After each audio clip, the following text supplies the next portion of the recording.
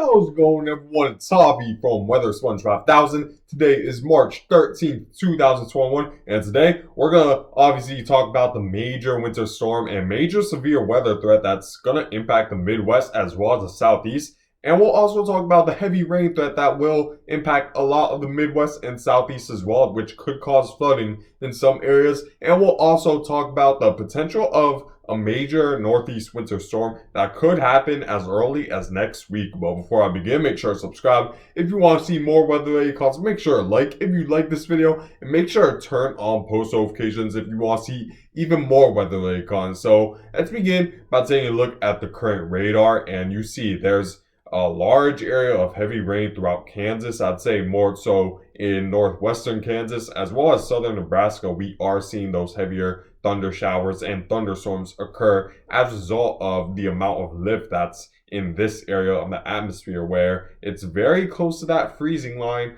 which means that the warm air that's located in this region that's containing a lot of water vapor is being forced more rapidly up than, let's say, further southward, where there isn't as much cold air or unstable air just yet. However, that will change in Texas, I promise you that. And then obviously as you head more to the west, once you pass that around the freezing to non-freezing temperature line, we do see that change over into snow, where we're beginning to see some snow in Denver, Colorado, and throughout western Colorado at around 1:30 p.m. Eastern Standard Time at the time of this recording. So you see that the heavy snow is definitely beginning, but this is only going to be the start of just a major and potentially historic snowstorm for a lot of Colorado and Wyoming, and an impactful snowstorm as well for Iowa, South Dakota, and even portions of Nebraska and maybe Illinois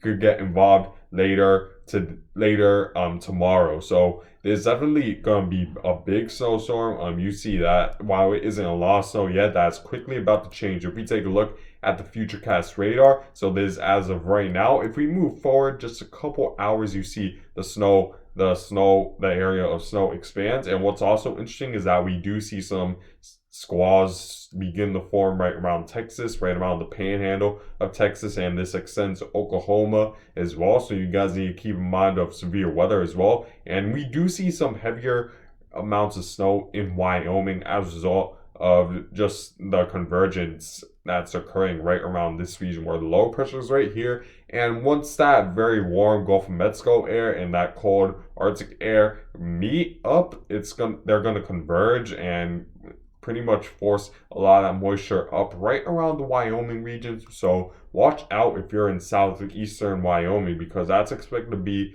the area where you're expected to get the most snowfall out of this. And you see this stays over the same area for hours, and then by tomorrow morning we see another large area of snow form again, because while the snow swath begins to weaken right around or very early Sunday morning or Monday or Sunday overnight, when we do see less unstable air and less thunderstorm activity to create heavy precipitation throughout Wyoming. That's expected to change again once we head into Sunday afternoon, where we see another round of heavy snow throughout Wyoming and Colorado as a result of the increased unstable air during the day as a result of daytime heating in the southeast, which is creating those thunderstorms, which eventually changes over to snow in the form of heavy snowfall. And you see the snow will eventually move out of Wyoming, I'd say right around Sunday night. So if you think about it, it's going to be a long duration event, pretty much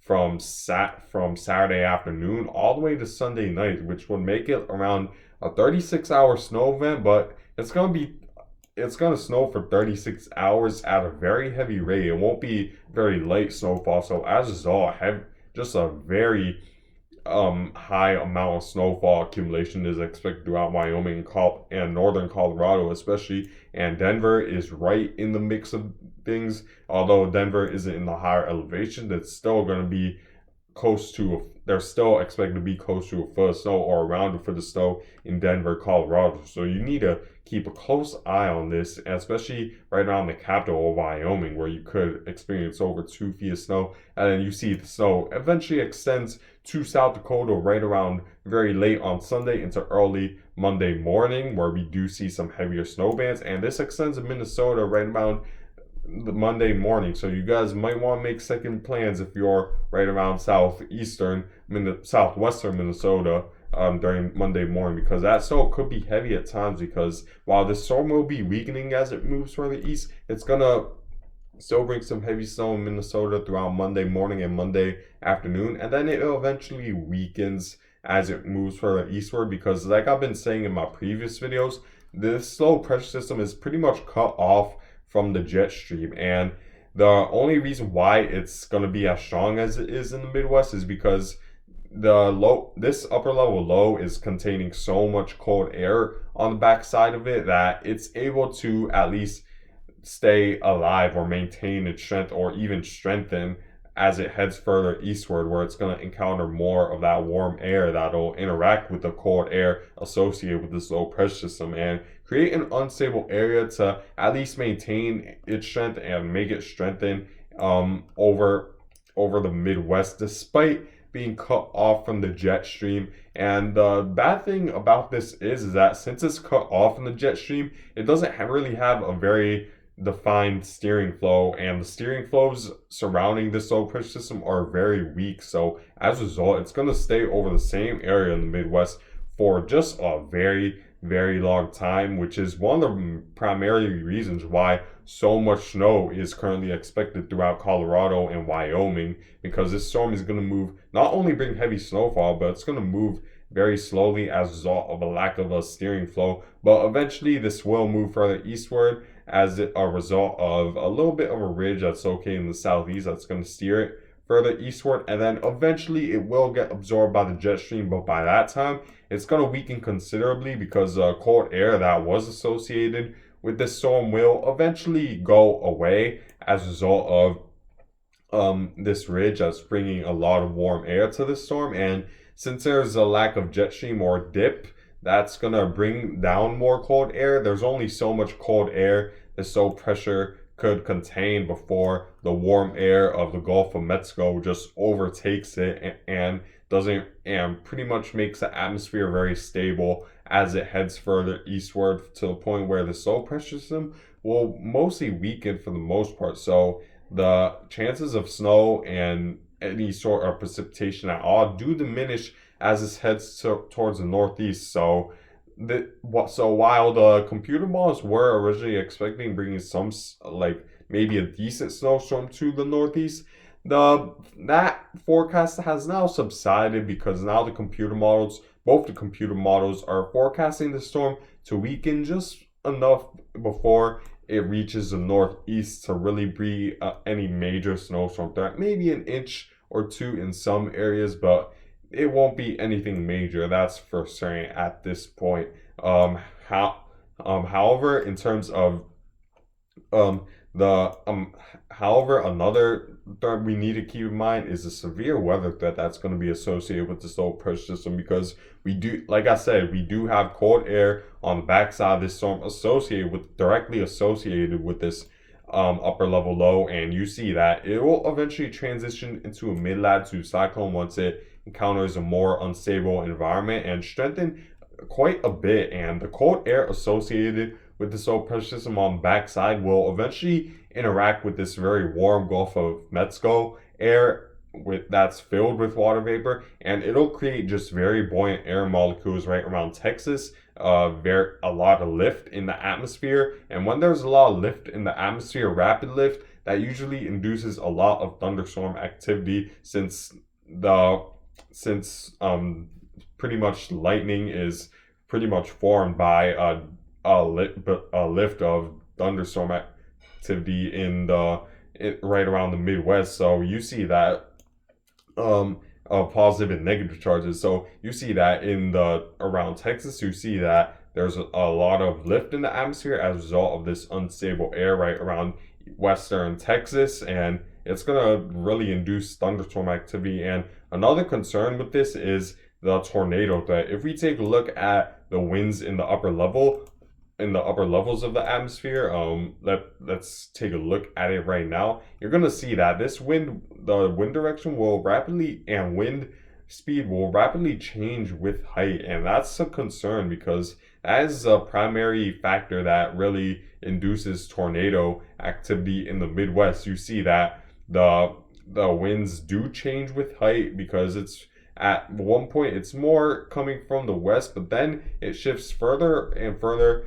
The mid-level winds shift further and further to the north, to towards the north. So I mean the south. So I mean from the south. So you see that there is a change in wind direction with height, and also a rapid change in wind speed to where it's relatively light along the surface, but if as you go more and more to the mid levels and the upper levels of the atmosphere, we see that wind speed does change, and that could create the chance of tornado activity throughout the panhandle of Texas. As I do think the chance of tornado is more likely than not at this point, at least one tornado somewhere in the panhandle of Texas. And you might be wondering, where exactly will this thunderstorm and tornado threat lie? So let's take a look at what the National Weather Service's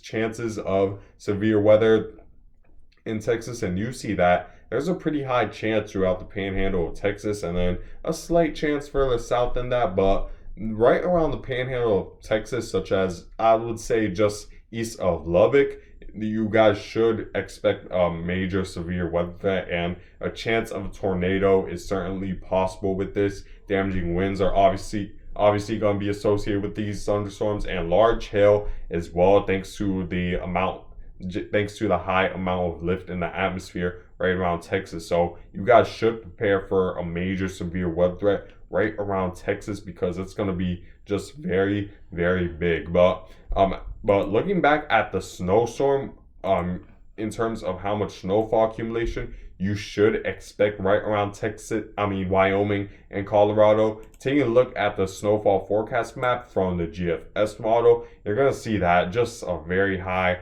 amount of snowfall is expected throughout Colorado and Wyoming, where we do see areas of up to 40 inches of snow in the higher elevations. And to be honest, I would not be surprised at all if we do see areas over 4 feet of snow, which is just mind-blowing to think about. 4 feet of snow, think about that, guys.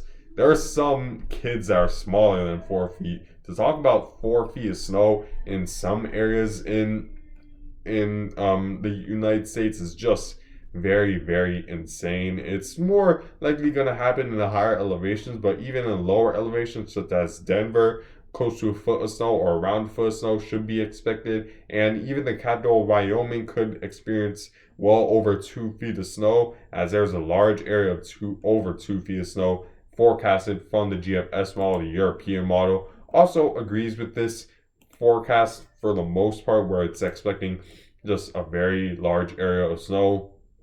Moving forward with the forecast, you see that based off of what the European model is saying, we do have some areas where you guys are receiving over 40 inches of snow in Wyoming. 30 inches is in a large area of Wyoming, and this even extends to Colorado as well, where close to or over 30 inches of snow is forecasted right around the higher elevations of Colorado from the European model. So at this point, when both the main computer models only around are forecasting an event only about 1 to 2 days out, with both having confidence that there's going to be a very major and historic snowfall threat, it's pretty much likely you guys will experience one of the worst snowstorms in a while, in just a very long time, where you see a large area of accumulating snowfall throughout Wyoming and Colorado. So as a result, just be prepared for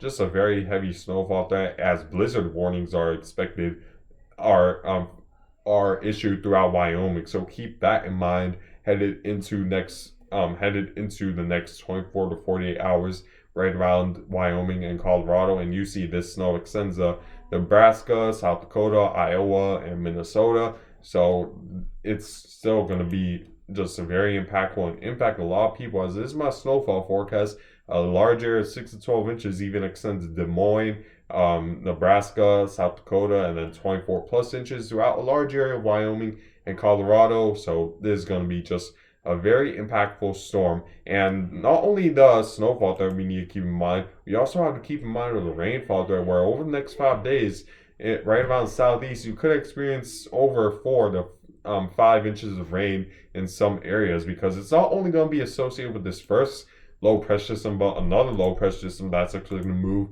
through the United States will bring heavy rainfall throughout the southeast. So you see the first low pressure system does bring a decent amount of rain throughout the southeast, but then you see the next one brings another round of heavy rain throughout the southeast, where it's going to be, where the air is going to be just unstable enough to create a very heavy rainfall throughout the southeast, and we're going to see very heavy snow throughout a large area. And you see that yeah, it could create just a very bad flooding threat. You guys need to keep a close eye on this throughout the southeast, and I hope you get and just make sure to at least be aware that there's still a lot of uncertainty forecasting a rainstorm 5 days out, but at least be aware of this in the southeast, that there could be a flooding threat. And the current rainfall forecast is just bringing a lot of rainfall throughout the Midwest and the southeast, so keep a close eye on this. However, I know a lot of you guys are wondering also the potential winter storm that could occur in the Northeast. If we move forward in the forecast, we do see that there's going to be a decent amount of snow throughout the interior Northeast based off the GFS model, while the interior Northeast is missing out on the most part. However, this is in a disagreement with the European model, where the European model is actually taking quite a bit of snow along the coastal regions of the Northeast, right around just beyond the 4-day mark, where we do see that low pressure system is just far enough to the south and west to bring a heavy snowfall threat throughout the interior Northeast. And we're still a lot of days out. The European model is forecasting this close to 7 days out, so still a lot of things to iron out with the forecast over the next several days. However, it's definitely at least something to be aware of in the Northeast, because this could potentially be major if this does come for fruition. And even if it doesn't affect the interior Northeast, the GFS model is at least taking the snow throughout the interior Northeast. I mean the coastal regions of the Northeast, I meant to say before. So this definitely could be major. It really all depends on the timing of this, because the GFS model is taking a little bit faster of a forecast track than the European model, where 120 hours from now, the low pressure in the European model is right around Kansas, while for the GFS, it's already in Ohio, which means the GFS model is a little bit faster in bringing this low pressure system. And the thing, and what this means is that since the low pressure system is a little bit faster in the GFS model, then there's less likely for an Arctic ridge to come further southward and bring that colder air further southward, or forces low pressure system to move further southward to cause a heavy snowfall threat throughout the more coastal regions of the Northeast. However, if this does move slower, like the European model is saying, that gives this Arctic ridge that's expecting to move further southward time to reach the Northeast and bring colder temperatures in the Northeast before a low pressure system comes to make it to bring some wintry weather throughout the Northeast. So we just have to wait and see the timing of this low pressure system. It really all depends on the speed of this jet stream over the next several days, because that will be huge in determining whether or not we will see a major winter storm in the Northeast headed into next week. But yeah, guys, throughout the Midwest, just stay prepared for just one historic snowstorm, one of the worst I've seen in years for a lot of Colorado and Wyoming. And also be prepared for a tornado threat, which could be life-threatening. Do not underestimate tornadoes, as well as a flooding threat and a possible winter storm in the Northeast, as it is going to be a little bit of an active week after seeing a somewhat quiet weeks over the past few weeks. So we're now starting to see the weather really start to pick up, and throughout the entire eastern half of the United States, you need to keep a close eye on it, because this could potentially be made will be definitely major and impactful for a lot of you guys. But anyways, guys, I thank you guys for watching. Make sure to subscribe if you want to see more weather-related content. Make sure to like if you like this video, and make sure to turn on post notifications if you want to see even more weather-related content. I hope you guys have a good day.